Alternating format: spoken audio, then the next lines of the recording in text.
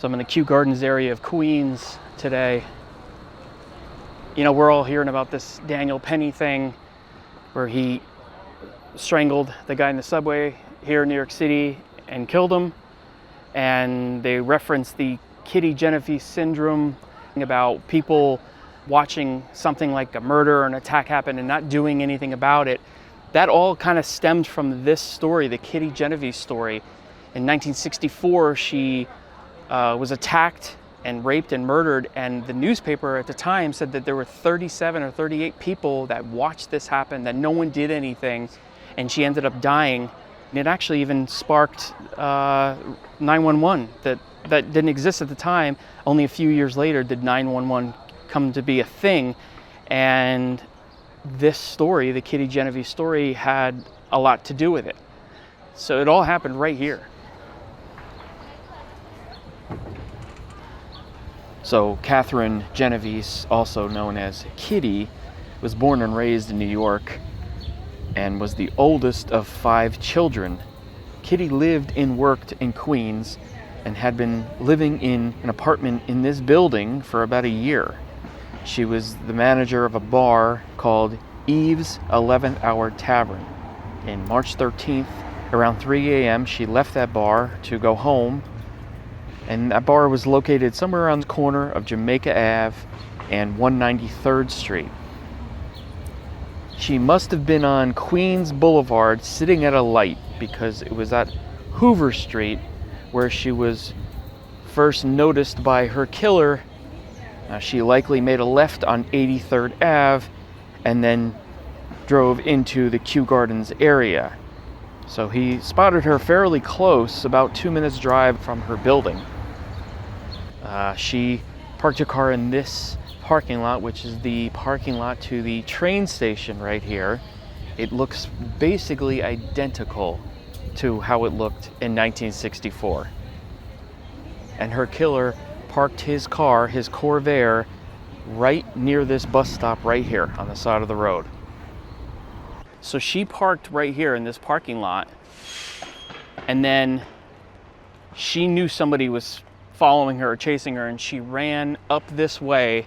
This is her apartment building here.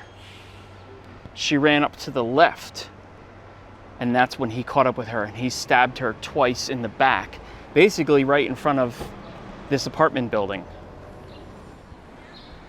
So these trees right here, if they're the same as they were, and they look like they likely are, because they were pretty huge, she was stabbed right next to this second tree right here. So this is what the news was talking about, where everybody that was living here could have, there was a possibility of plenty of people seeing what happened.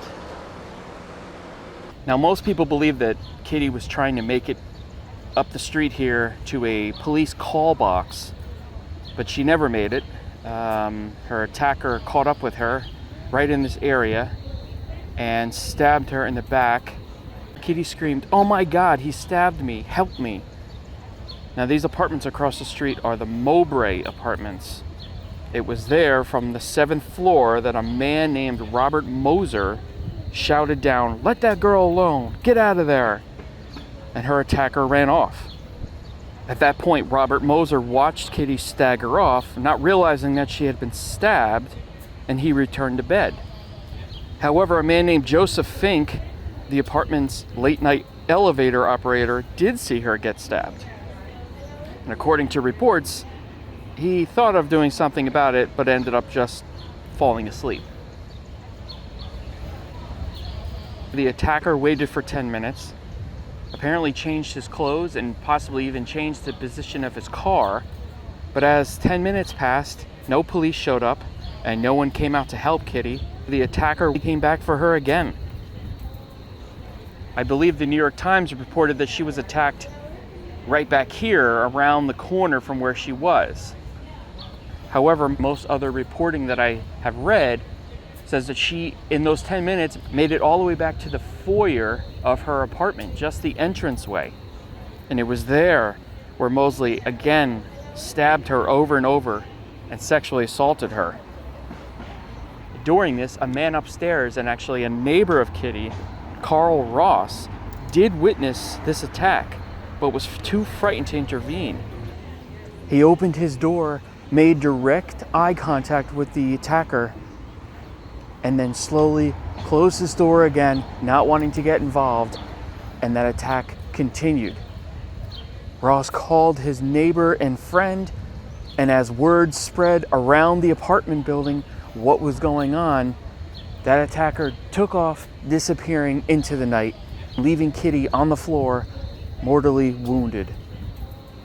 And that's when her neighbor and friend, Sophia Farrar, I think that's how you pronounce her last name, found her and had her in her arms, and that's where Kitty died.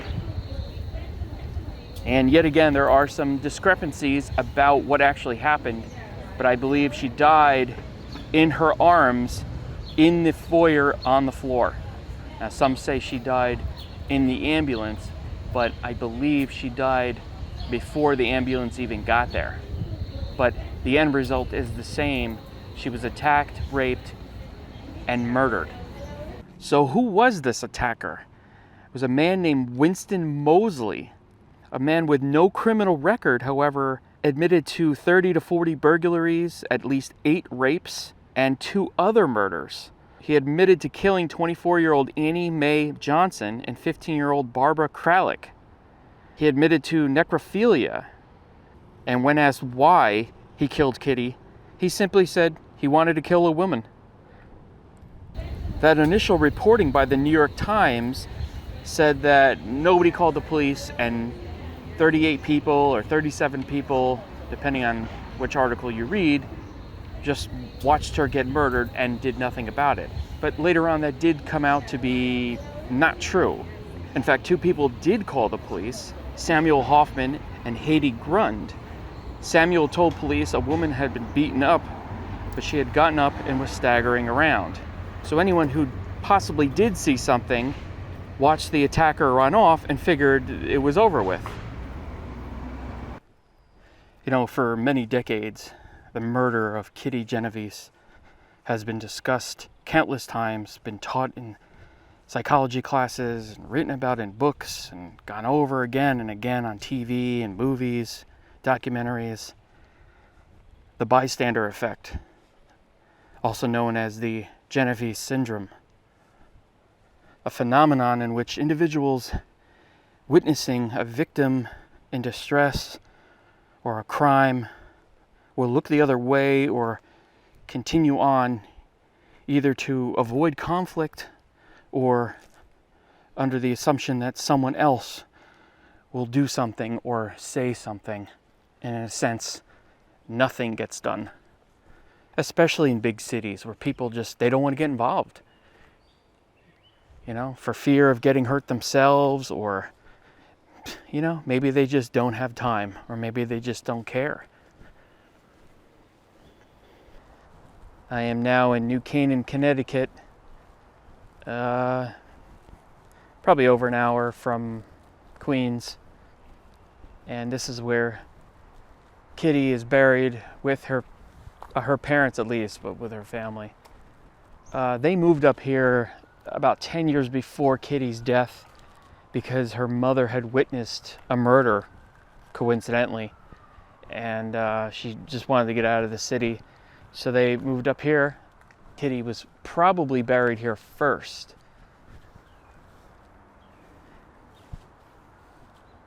These are her parents. I'll show you that in a second, but this is Kitty's grave here, which that plant is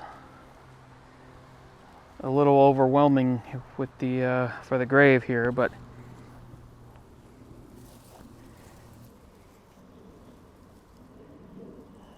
hard to show you because of the angle of where the plant is, but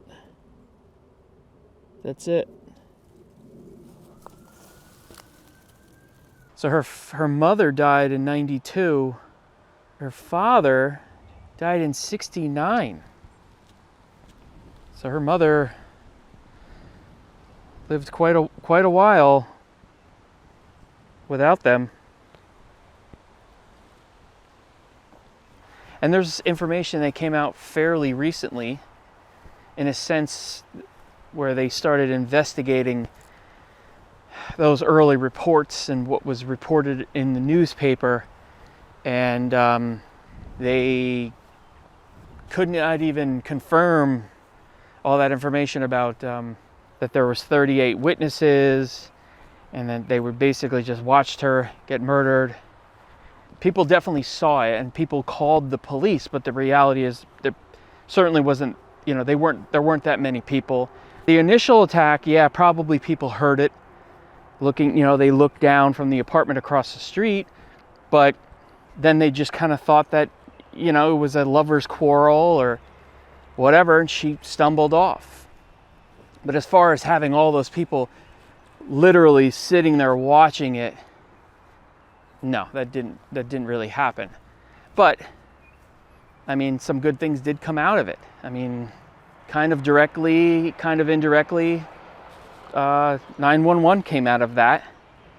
I believe it was created a few years later, but it was very slow going. It started out in a couple small towns. I think one was in Alabama and one was Indiana, and then it spread from there further and further, more and more, and then cities. And it took quite a while for it to really become what it is now, but a lot of that had to do with Kitty Genovese.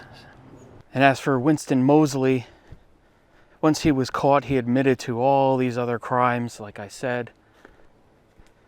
He was only ever really convicted of the murder of Kitty, at first sentenced to death by electric chair, but then in 1967, New York abolished the death penalty, and so his sentence was changed to 30 years to life, and he died in prison, I believe at 81 years old, in 2016, and that was that. So if you're interested in coming up here to visit Kitty Genovese's grave, she's at the Lakeview Cemetery in New Canaan, Connecticut. You'll find her grave. It's pretty publicized, not too hard to find. She's here with her family, or at least with her parents. Crazy story though. Rest in peace to Catherine Genovese. See you in the next video.